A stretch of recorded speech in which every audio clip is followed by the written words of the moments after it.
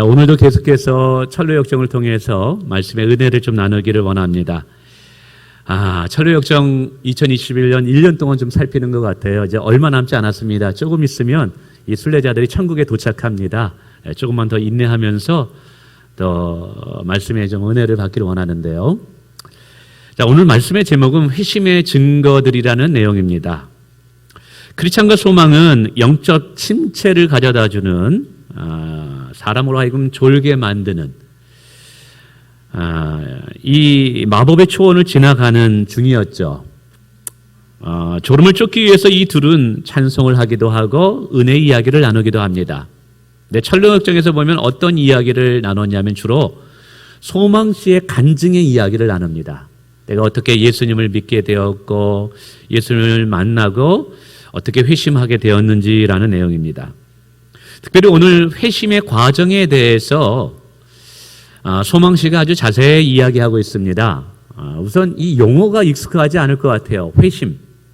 회심이 무엇이냐? 이것은 기독교에서 사용하는 주로 용어인데요. 회심이라는 것은 다른 것이 아닙니다. 말 그대로 풀어헤친다면 마음의 죄를 회개하고 하나님께 돌아오는 영적인 변화. 구체적으로 말하면 성령을 통해서 내가 죄인인 것을 깨닫고 그 죄를 받는 방법이 오직 구원자 예수 그리스도를 나의 구원자, 나의 하나님으로 믿어 받아들여 성령을 통해서 하나님의 자녀가 되어가는 과정. 이것을 다른 말로 얘기하면 거듭나는 과정이기도 합니다. 이걸 우리는 회심이라고 이야기합니다. 그런데 오늘 존 번연은 우리가 교회에 나오는 것에서 만족하는 것이 아니라 정말 중요한 것은 우리 안에는 회심의 은혜가 있어야 된다. 다른 말로 얘기하면 예수님을 믿고 만나는 은혜의 경험이 있어야 된다라는 것이죠. 그래서 이 전로역정 227쪽부터 한 234쪽 한 10페이지 가량을 이 소망씨가 어떻게 자신이 죄인임을 깨닫고 그리고 이 죄를 해결하시기 위해서 종교적 열심을 냈으나 인간의 행위로는 결코 의로움에 도달할 수 없다라는 것을 깨닫게 되죠. 그리고 복음의 소식을 듣고 예수 그리스도를 받아들입니다. 입술로 예수 그리스도를 나의 구원자, 나의 하나님으로 받아들였지만 여전히 내 안에는 어떤 변화가 일어나지 않는 것 같아요. 그래서 거기에서 오는 갈등과 고민들, 예수님을 믿기로 했지만 여전히 내 안에 있는 죄악의 문제들, 그러는 중에 간절히 하나님을 찾았을 때 성령이 오셔서 정말 내적인 영적인 변화와 거듭남의 역사들, 그리고 그리스도와 믿음을 통해서 연합되어지면서 정말 하나님의 자녀로 변화된 모습들을 자신의 간증을 통해서 이야기하죠.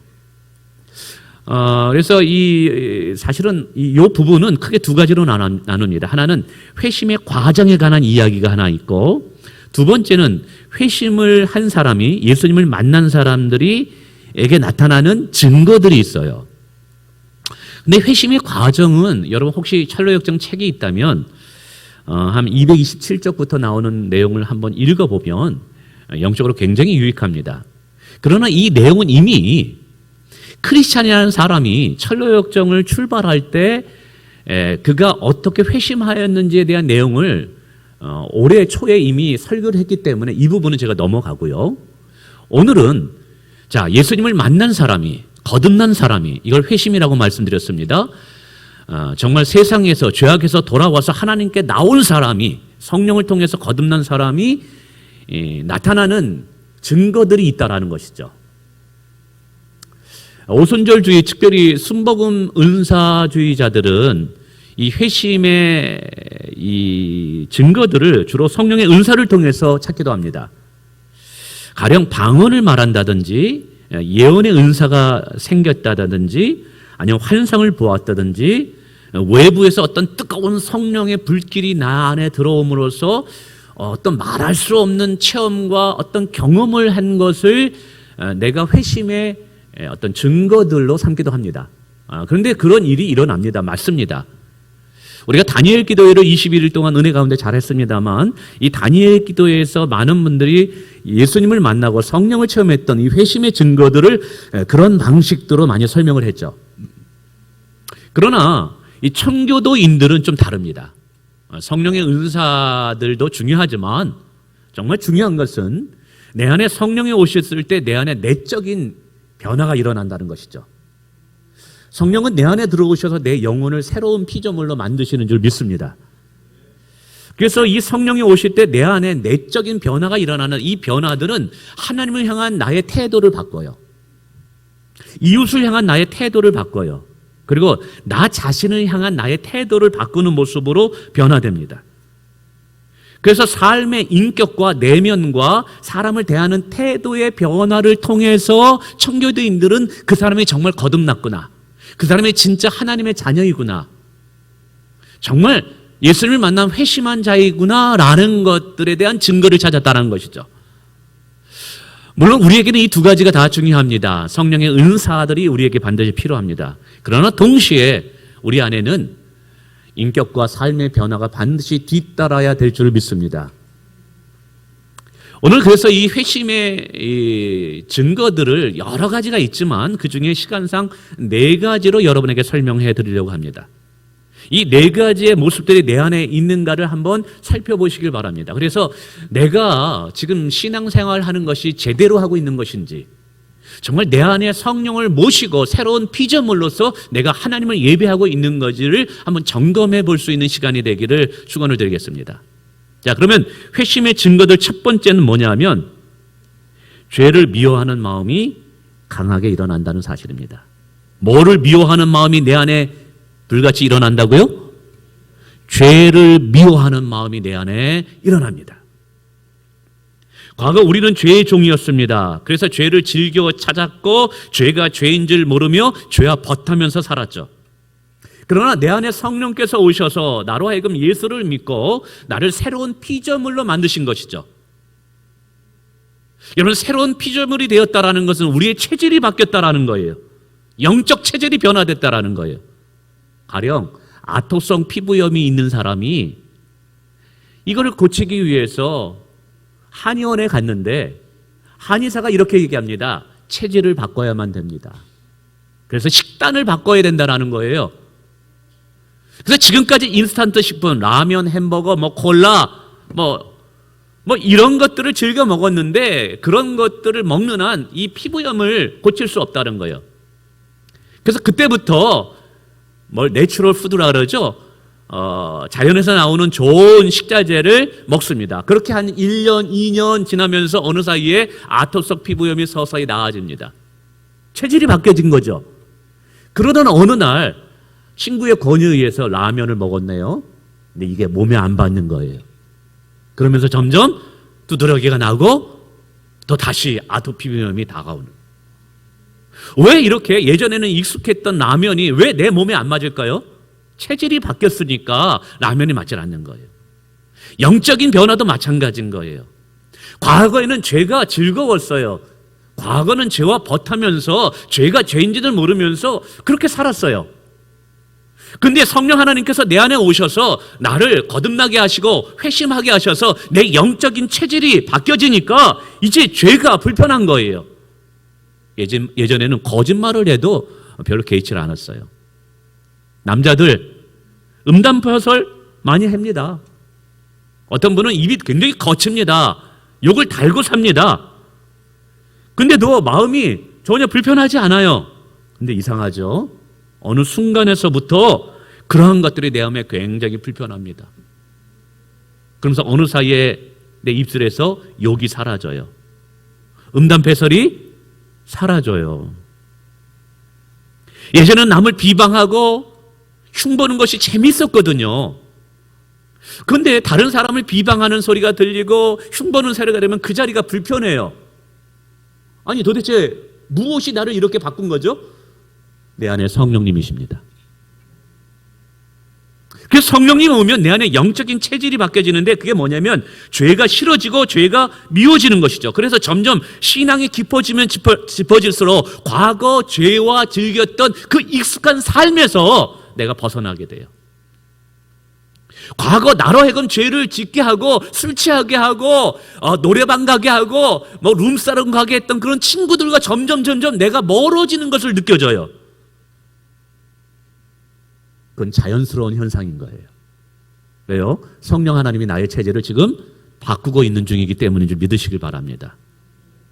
자, 그러면 왜 이렇게 죄를 싫어하는 마음이, 그리고 싫어하는 마음을 넘어서 죄를 미워하는 마음이 들까요?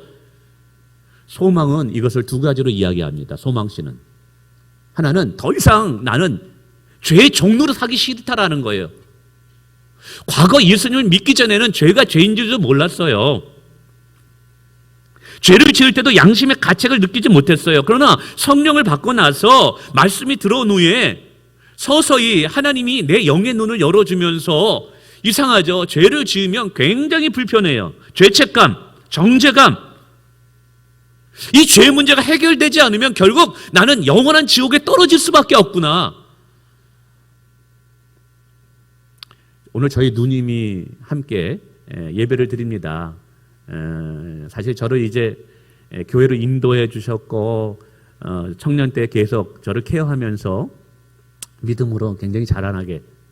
그래서 저희 제대하고 나서 제가 갈 곳이 마땅치 않아가지고 저희 누님 집에 살았거든요. 그래서 누님이 섬기는 교회로 저를 인도해서 처음 이제 예배를 드리고 말씀을 듣게 하고, 그러면 서서히 이상하죠? 제 안에 이상한 변화가 일어났어요. 죄가 무엇인지에 대해서 진지하게 고민하는 나의 모습을 보게 되는 거예요. 그러면서 어느 날 내가 하나님 앞에 엄청난 죄인이구나. 이 죄의 문제를 해결하지 않으면 이거 내 인생은 끝장이겠구나. 이 죄의 마지막은 영원한 심판이고 지옥의 멸망이구나. 이거 맛있는 음식을 먹어도 이 죄의 문제를 해결하지 않으면 기쁨이 없는 거예요. 아무리 좋은 곳을 가도 이 죄의 문제를 해결하지 않으면 마음에 평안이 없는 거예요. 굉장히 이것이 막 나를 짓눌러가지고 잠을 못 자게 만드는 거예요.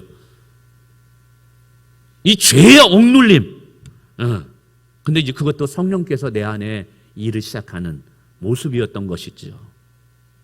그러다 복음의 소식, 정말 예수 그리스도를 믿으면 의인이 된다라는 것, 예수님께서 나의 죄를 위해서 십자가에서 죽으시고 그를 믿는 자는 모두 의로움을 받는다는 이 복음의 놀라운 소식을 듣고 나서 제가 예수님을 내 마음의 진정한 구원자로 받아들였어요. 그냥 입술로 고백하는 것이 아니라 참된 나의 구원자, 나의 하나님으로 받아들인 다음에 내 죄가, 이 죄의 억눌림과 이 죄의 엄청난 무게가 나로부터 떨어져 가는 것을 내가 느꼈어요.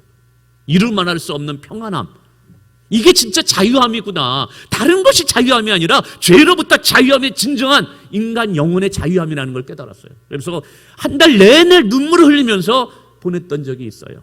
주님 감사합니다. 주님 너무너무 감사합니다. 그런 나에게 다시 과거로 돌아가서 죄의 종로로 타라 하는 것은 너무나 끔찍한 일인 거예요. 하나님, 저 과거로 돌아갈 수 없어요. 그래서 오늘 소망씨도 그 이야기를 합니다. 나 과거로 돌아갈 수 없다는 거예요. 어떤 영화에 보면 나 과거로 돌아가고 싶어, 나 과거로 돌아갈래 라고 하는 분이 있죠. 우리는 그래서는 안 되는 거예요. 우리는 성령의 인도함과 성령을 따라 살아야지 죄의 종로를 타면서 사는 수는 없는 거예요. 아멘. 그렇기 때문에 이것을 알아서 뭐예요? 죄를 미워할 수밖에 없는 거예요. 두 번째는 이 죄가 하나님과 나 사이에 엄청난 파괴력을 가져온다는 것을 깨달았던 거예요. 성령의 힘으로 거듭난 후 내 안에 하나님 나라가 임하였습니다. 세상이 줄 수 없는 하나님의 평안과 기쁨이 생겼어요. 하나님만 생각하면 너무 좋은 거예요. 교회 가고 싶은 거예요. 주일날 목사님 말씀이 기대되는 거예요. 얼마 전에 어느 집사님이 그러더라고요. 주일만 기다린대요. 목사님 설교만 기다려진대요. 목사님 무슨 말씀 전할까? 계속 그것만 기다려진대요. 오늘 저는 설교할 때 그분만 바라보면서 설교합니다. 여러분, 그 마음을 누가 주신 겁니까? 성령 하나님이 주신 거예요. 근데 오늘 소망씨는 얘기합니다. 아니, 우리는 깨닫습니다. 무엇이 그 기쁨을 빼앗아갑니까? 무엇이 그 은혜를 빼앗아갑니까? 죄라는 거예요. 죄. 그래서 깨닫습니다. 죄와 하나님의 은혜를 함께 섬길 수는 없구나. 죄도 누리면서 하나님의 은혜도 함께 누릴 수는 없구나. 더 이상 죄가 친구가 될 수 없구나.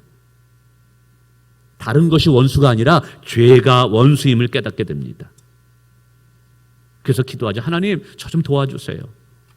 하나님, 저 변화되고 싶어요. 하나님을 기쁘시게 하는 삶을, 은혜의 사람으로 변화되고 싶어요. 저 좀 도와주세요. 이 죄가 하나님의 임재와 하나님의 은혜와 성령의 감동을 받지 못하게 하기 때문에, 이 죄는 우리의 영혼의 독소 같다는 것을 깨달아요. 하나님이 주는 영적인 신령한 축복을 누리지 못하는 것을 알게 하기 때문에, 이걸 내가 절실히 깨달았어요. 왜? 은혜를 맛본 사람은 그 은혜를 잃어버리는 것이 얼마나 힘든가를 알거든요. 그 은혜를 잃어버리는 게 뭐냐면 죄라는 거예요. 그래서 죄를 미워할 수밖에 없는 거예요. 성도 여러분, 죄와 더 이상 친구가 될 수 없음을 아시는 줄 믿습니다. 작은 죄라도 가까이 하지 않는 것이 내게 복입니다. 저는 여러분 안에 이미 이러한 마음이 일어나고 있는 줄을 믿습니다. 성령 하나님이 이미 여러분 가운데 만지고 계시는 줄 믿습니다. 아멘. 예. 그래서 회심한 사람들의 첫 번째 증거는 죄를 미워하는 마음이에요. 두 번째는요, 예수님을 정말 사랑하고 싶은 마음이 막 불같이 일어나요. 누구를 사랑하고 싶은 마음이 일어난다고요? 예수님을. 여러분, 예수님 사랑하십니까? 아멘. 여러분, 그거 성령님이 하신 거예요. 예수님을 사랑하는 마음이 일어났다면 성령님이 하고 계시는 거예요, 지금. 성령님이 내 안에 오시면 내 마음을 흔들어 버립니다. 내 마음 안에 새 판을 짭니다. 과거에는 세상 것들이 부러웠고 세상 것들이 좋아 보였습니다. 나보다 잘 나가는 친구들을 보면 셈이 나기도 했죠. 그게 뭐예요? 세상 것들을 사랑했기 때문에 그래요. 그러나 성령을 통해서 회심의 역사가 내 안에 일어나면 내 안에 변화가 시작되는데, 그 변화 중에 가장 중요한 변화가 또 내가 사랑하는 대상이 바뀌어지게 돼요. 사랑하는 대상이 바뀌어지게 돼요. 중요하게 여겨졌던 것들이 바뀌어지게 돼요. 세상의 것들이 중요하게 여겨져요. 명예, 인기, 세상의 평판, 그런 것들이 굉장히 나에게는 소중했는데 이제 그렇지 않아요. 주 예수 그리스도가 가장 사랑하는 대상이 됩니다. 이 세상에 그 무엇과도 바꿀 수 없는 것이 내 안에 생겨요. 그분이 예수 그리스도입니다. 참 이상하죠? 예수님만 생각하면 굉장히 뭔가 마음이 꽉 차는 느낌이 들어요. 예수님만 생각하면 굉장히 감사해요. 예수님만 생각하면 알잖아요. 알죠? 알죠? 예, 그게 있습니다. 누가 하시는 거예요? 성령께서 우리 안에 새 일을 행하시는 거예요. 회심의 증거들이에요. 그래서 어느 순간부터 남의 시선보다 예수 그리스도의 시선이 더 중요하게 느껴지게 됩니다. 남이 뭐라 하고 해도 괜찮아요. 주님이 좋다 하면 오케이. 내가 무슨 직장에 다니든지 그것이 나를 행복하게 하는 것이 아님을 아셔야 돼요. 아니, 알고 있잖아요. 나를 행복하게 하는 것은 주님이 원하는 곳, 주님 원하는 일을 행할 때 우리 영혼이 기뻐함을 얻잖아요. 주님이 기뻐하지 않는 곳, 주님이 기뻐하지 않는 일을 행할 때 우리 굉장히 불편합니다. 남과 비교하기보다는 이제 하나님께서 나를 창조하시고 하나님께서 내게 특별한 계획이 있다는 것을 알고 거기에 맞추면 되는 겁니다. 사람들은 나름대로의 세상 사람들이 정한 시간대에 움직이기를 원합니다. 몇 세가 되면 대학에 들어가야 되고, 몇 세가 되면 결혼을 해야 되고, 몇 세가 되면은 직장을 잡아야 되고, 그걸 하지 못하면 굉장히 조급합니다. 그러나 예수님을 만난 뒤서부터는 나의 시간의 스케줄이 예수님 안에 있음을 깨닫게 됩니다. 중요한 것은 예수님과 동행하는 거고 예수님과 보조를 맞춰가는 것입니다. 그러면 되는 거예요. 오케이. 다 되는 겁니다. 그래서 조급하거나 불안해하지 않습니다. 무엇인가 결정을 선택할 때도 이제는 예수님이 가장 이유가 됩니다. 주님이라면 어떻게 생각하실까? 이 상황에 주님이 어떻게 반응하시겠지? 주님이라면 내가 어떻게 반응하기를 원하실까? 주님은 나에게 뭐라고 말씀하실까? 이것이 내가 뭔가 선택하고 결정하는 데 가장 중요한 이유가 됩니다. 예전엔 그렇지 않았거든요. 얼마나 내게 이익이 되느냐, 내게 유익이 되느냐. 이익이 안 되면 내가 움직이지 않습니다. 이제 그게 아닌 거예요. 이상하죠? 새로운 일이 내 안에 일어나는 거예요. 주 예수 그리스도를 의식하는 삶을 살아가죠. 그래서 어떤 때는 세상 사람들에게 좀 바보 같아요. 양보합니다. 손해봅니다. 근데 무엇 때문에 그렇게 결정하나요? 예수님 때문에. 내가 먼저 양보하고 손해보는데 이상하죠? 내 안에 큰 기쁨이 있습니다. 내가 손해보는데 왜 내 안에 기쁨이 일어나죠? 성령님이에요. 예수님이 화목을 먼저 원하신다는 걸 아시거든요. 너는 화평케 되는 자가 되길 원한다. 세상 사람들은 몰라요. 우리가 왜 그렇게 결정하는지. 그러나 우리는 예수님께 순종하기 위해서 그 결정을 하는 거예요. 그래서 우리 안에 큰 기쁨을 빼앗기지 않아요. 그리고 또 알죠. 우리는 내가 지금 손해보는 것 같다 할지라도 주님이 채워주실 것이다. 주님이 갚아주실 것이다. 주님이 다 보고 계시니까. 주님이 다 보고 계시니까. 이제 주님을 사랑하는 것에서 한 단계 더 나아가서 이제 예수님을 자랑하고 싶습니다. 예수님을 증거하고 싶습니다. 문제가 있는 사람을 만났어요. 저 사람 예수님 만났으면 좋겠다. 저 사람 예수님 만나면 바뀔 텐데. 그게 너무 안타까운 거예요. 그래서 예수님을 소개하고 싶은 마음이 막 일어나는 거예요. 그리고 내 삶에서 예수 그리스도를 영화롭게 하고 싶은 마음들이 일어납니다.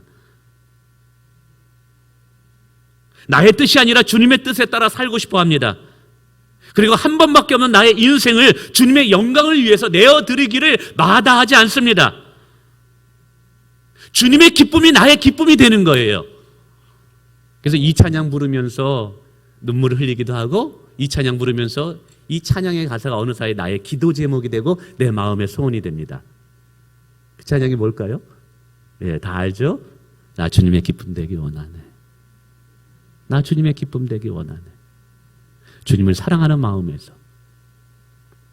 여러분, 바로 이것이 성령을 통해서 우리 안에 거듭남의 역사가 일어나고 회심의 역사가 일어날 때 우리 안에 일어나는 내적인 변화라는 것이죠. 저는 여러분 안에 이미 그러한 변화들이 일어나기 때문에 이 추위에도 불구하고 이 자리에 나오신 줄 믿습니다. 할렐루야. 예. 왜냐하면 저와 여러분 안에 있는 성령님은 동일한 영이시니까요. 자, 두 번째는 예수님을 정말 더 사랑하게 되더라. 회심의 증거들은. 자, 세 번째는요. 하나님 앞에 겸손해집니다. 하나님 앞에 뭐 한다고요? 네, 겸손해진다. 오늘 날씨가 좀 따뜻한가 봐요, 여기가. 그래서 좀 정말 더 은혜 받으려는 분들이 계십니다. 자, 하나님 앞에 더 겸손해지려고 해요. 과거에는 내가 좀 있다고 남과 비교하면서 만족했어요. 반대로 남보다 이렇게 비교했을 때 나보다 못한 사람 보면 굉장히 만족했습니다. 근데 나보다 더 나은 사람 보면 왠지 상대적인 박탈감, 시기감 뭐 이런 것들이 들었어요. 근데 이제는 아니에요. 나의 모든 것, 나의 상황에 하나님의 계획이 있음을 인정합니다. 부족하면 부족한 대로 하나님이 쓰실 것을 기대합니다. 그리고 깨닫죠. 하나님 앞에 크고 작고는 문제가 아니다. 하나님 앞에 많고 적고도 중요한 것이 아니다. 하나님 앞에 중요한 건 진정성이다. 우리 마음의 중심이다. 예전에 같으면 저 사람은 5달란트나 은사를 받았네. 나는 이 1달란트밖에 없어. 이게 뭐야? 그러나 성령을 통해서 은혜가 들어오게 되면 어떤 일이 일어나냐면 1달란트 받아도 괜찮아요. 왜요? 하나님은 보리떡 그 하나를 통해서도 5,000명을 먹이실 수 있는 분임을 내가 알고 있거든요. 내가 보잘것없는 인생이라 할지라도 이 보리떡과 같은 인생이 주님의 손에 맡겨질 때, 맡겨지면 주님은 나를 통해서 하나님의 영광을 선포하고 드러내십니다. 그래서 내가 1달란트냐 저 사람이 5달란트냐 이게 중요한 게 아니에요. 중요한 것은 내가 하나님의 손에 붙잡혀 있느냐가 중요한 거예요. 아멘. 그러면서 이 모든 것이 하나님의 은혜임을 이제 고백하게 돼요. 야, 이렇게 더럽고 추한 죄인이 어떻게 하나님의 자녀가 되었네. 하나님의 은혜로 이 쓸데없는 자 왜 구원하셨는지 참 알 수가 없도다. 이 찬송가 301장을 찬양하면서 하염없이 이제 눈물 흘리는 것이죠. 이 절망과 좌절에서 소망을 얻게 하시는 것은 바로 부활하신 예수 그리스도 때문에 내가 이 소망을 얻게 되는구나. 하나님의 은혜다.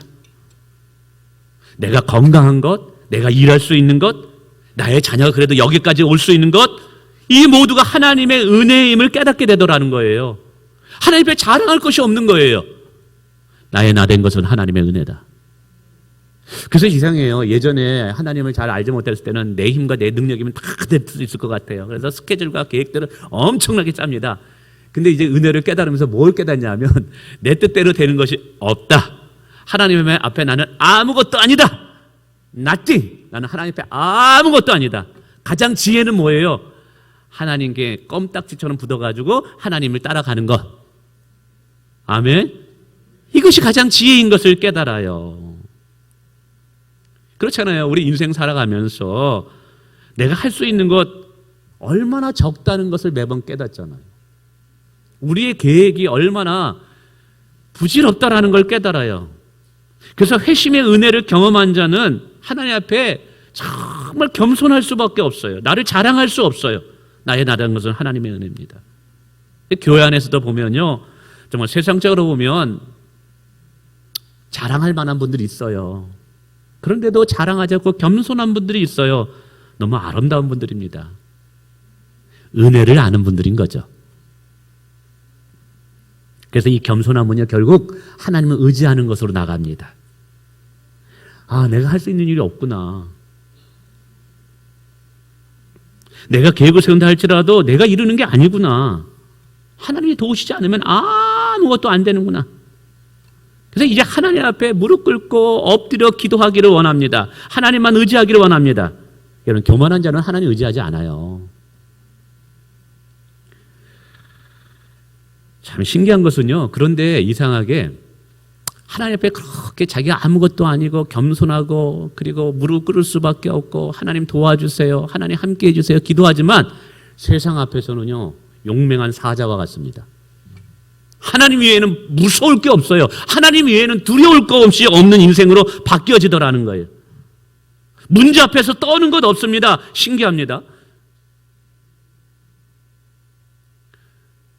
며칠 전에 어느 분에게 전화를 드렸어요. 아, 집사님 수술하셨다면서요. 괜찮아요? 아, 목사님 걱정하지 마세요. 하나님이 함께 하십니다. 하나님이 도우실 것입니다. 아멘. 근데 그분이 다르게 보이더라고요. 제 눈에는. 아, 그거 누가 그 마음을 주시는 거예요? 우리 안에 있는 성령님이. 그래요. 정말 회심한 자들은요, 정말 하나님 앞에 자랑할 것이 없어요. 하나님의 은혜입니다라고 고백해요. 그러나 겸손하지만 세상 앞에서는 담대합니다. 할렐루야. 예, 하나님 외에는 무서울 게 없습니다. 이게. 마지막 네 번째는요, 회심의 증거인데 다른 사람의 잘못을 용서할 수 있습니다. 다른 사람의 잘못을 용서하는 사람으로 바뀌어지더라는 거예요. 참, 저는 이것이 회심의 정말 강력한 증거라고 저는 여러분에게 말씀드리고 싶습니다. 여러분, 주님이 가르치는 주기도문, 우리가 우리에게 죄 지은 자를 사하여 준 것 같이 우리 죄를 사하여 주시옵소서라고 기도해요. 저는 처음에 신앙생활에서 이 기도할 때 좀 하나님이 좀 쪼잔하시다. 아니, 그냥 용서해 주면 안 돼? 아니, 내가 저 형제를 용서하지 않으면 안 용서하겠다는 말이야? 뭐야 이거? 그렇게 생각했어요. 근데 신앙생활이 깊어질수록 이 말씀의 은혜가 얼마나 아름다운 말씀인지 깨닫게 됐어요. 여러분, 예수님께서 이 주기도문을 가르쳐 주실 때 이미 하나님께서는 우리를 절대적으로 조건 없이 사랑하고 용서하신 거예요. 그래서 이 주기도문은 결국 뭐냐면 정말 하나님의 은혜의 용서를 받은 자들, 조건 없이 정말 태산과 같은 죄의 용서함을 받은 우리들에게 있어서 나타나는 증거들은 뭐냐면 형제자매들의 잘못과 실수를 용서할 수밖에 없는 것이라는 거예요.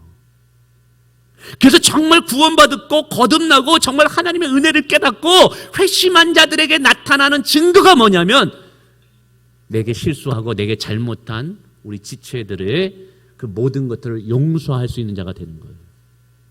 남을 용서할 수 있고 너그러운 마음을 가지는 것은요, 내 안에 성령이 역사하시는 증거임을 믿으시기 바랍니다.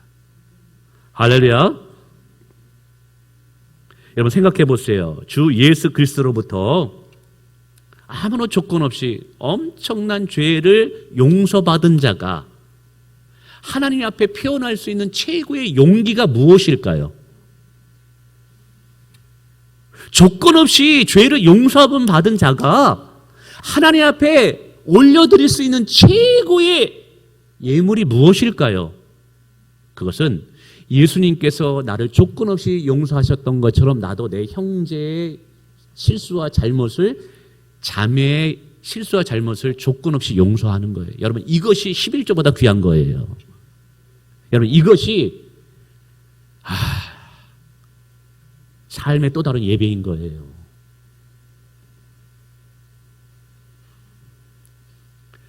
혹시 여기에 그런 분도 계시겠죠? 내가 그렇게 잘해 주었는데, 내가 어떻게 키웠는데 말이야, 나를 어떻게 이렇게 대할 수 있어? 굉장히 섭섭함이나 어떤 때로는 배신감을 받은 분들도 있을지도 모르겠어요. 그러나 저는 믿어요. 여러분 안에 성령님이 계시기 때문에 기도하면 하나님께서 용서할 수 있는 마음을 주십니다. 그리고 저는 그런 분을 만났어요. 우리 교회에 어느 집사님이에요. 이야기를 나누는 중에 어떤 문제가 있어요. 그러고 근데 다 양보한 거예요. 제가 너무했다 그분도. 그래서 아니 너무했네. 집사님 괜찮아요? 너무했네. 집사님 마음 상하지 않아요? 근데 신앙생활 그렇게 오래되지는 분은 아니에요. 근데 그분이 그렇게 얘기해요. 아니에요. 제가 먼저 용서합니다. 먼저 제가 포기합니다. 그 이야기를 들을 때 진짜 이분은 거듭난 분이구나. 정말 이분은 은혜가 무엇인지 아는 분이구나. 목사님, 걱정하지 마세요. 저 지금 있는 요것만으로도 저는 만족하면서 감사하며 살 수 있어요. 저 욕심 없어요. 이렇게 얘기하는 거예요. 근데 제가 보기에는 부당하거든요. 부당한 대우를 받고 있는 거거든요. 그래도 괜찮대요. 예수님이 다 아신대요. 그러면서 그것을 다 내려놓더라고요. 포기하더라고요. 그러면서 그렇게 부당하게 대우하는 그 사람들을 다 용서해 주시더라고요. 그러면서 그러더라고요. 주님께 보상받으면 돼요. 주님께 보상받으면 돼요. 여러분, 이것이 바로 우리가 회심한 하나님을 만난 증거 아니고 무엇이겠습니까? 여러분, 오늘 바울 사도는 우리에게 얘기합니다. 내 몸에 예수의 흔적을 지니고 있노라. 내 몸에 예수의 흔적을 지니고 있노라. 그 흔적이 뭐겠어요? 성령의 은사들, 고난받은 흔적들 여러 가지 있지만 우리가 예수님을 만남으로 인해서 성령을 통해서 내 안에 내적인 삶의 변화가 나타나는 흔적들이 있다는 것이죠. 저는 우리 교회 성도분들 안에 이 흔적들을 많이 봅니다. 목회하면서 그것이 제게 가장 큰 기쁨이 됩니다. 오늘 여기에서도 예배드리는 여러분들 중에서도 분명히 예수님을 더 사랑하는 분들이 계시고요. 오직 하나님의 은혜임을 깨닫고 이제 하나님을 의지할 수밖에 없다라고 하나님과 동행하기를 원하는 분들이 계시고요. 죄를 미워하며 거룩함을 추구하는 분들이 계시고요. 그 손해를 보지만 때로는 마음이 아프지만 그래도 끝까지 용서하고 실수를 덮어주는 분들이 계시다 이 말이에요.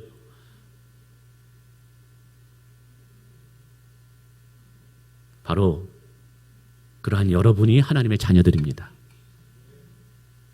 잘하고 계시는 것입니다. 정말 잘하고 계시는 것입니다. 여러분 지금까지 잘해 오셨습니다. 이제 그러나 우리가 천로역정을 읽으면서 아직 천국까지는 도전 안 했거든요. 천국 문에까지는 우리들도 이제 천국 문까지 이제 과정이 남아 있죠, 그죠? 천국에 이제 입성해야 됩니다. 그래서 예수님 만나야 되겠죠. 그분께서는 영광의 면류관을 우리를 위해서 이렇게 준비해 놓고 계셔요. 저는 그날을 소망합니다. 그래서 저는 마라난타, 예수님이 속히 오셨으면 좋겠어요. 그리고 앞으로 우리 교회는 예수님이 다시 오실 날을 준비하는 교회가 되었으면 좋겠다. 아멘. 예수님이 다시 오심을 정말 깨어서 준비해서 하나님 예수님께서 오셨을 때 주님 저희들이 이렇게 준비했어요. 주님 보세요. 주님 저희 잘했죠. 이렇게 주님께 드리면서 칭찬받는 교회가 되었으면 좋겠습니다. 그래서 이제 앞으로 해야 할 일이 있습니다. 여러분 지금까지 잘해 오셨습니다. 그러나 우리 앞으로 더 진실한 그리스도인이 됩시다. 더 하나님을 사랑하고 하나님을 가까이 하며 여러분 교회를 통해서 하나님이 이루고자 하는 계획들에 함께 동역해 주시기를 주님의 이름으로 축원을 드리겠습니다.